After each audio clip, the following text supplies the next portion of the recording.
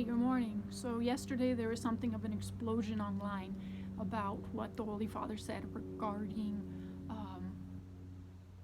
legal coverage for people of same-sex living together, of homosexuals living together.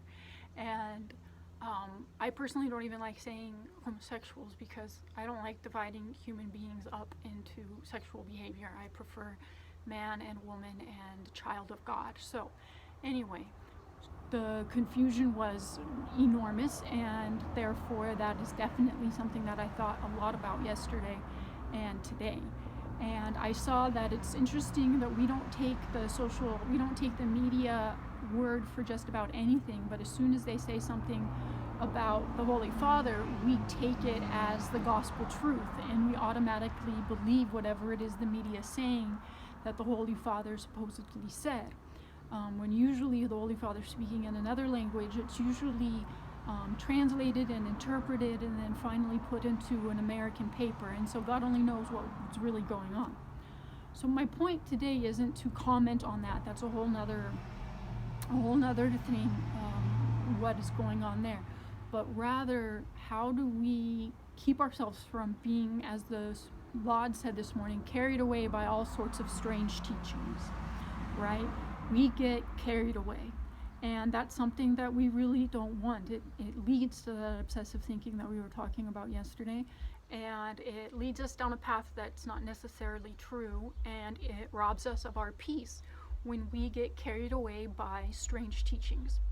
And it's interesting that the liturgy actually recognizes this, and the sacred scriptures warn us not to get carried away. So what are some things we can do to not get carried away? One, read and breathe, right?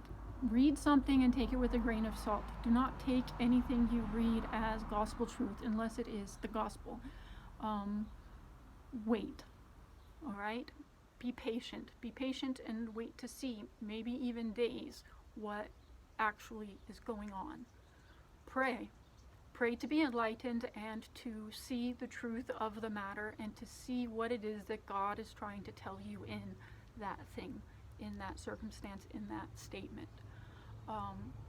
Look to people who you trust, namely people who love the church, who love the Holy Father, who want nothing more than to live the faith wholeheartedly and with passion for Christ and his church.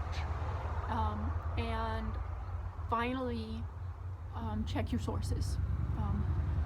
Wait and see, check and see translations, because very often translations have a lot to do with the confusion.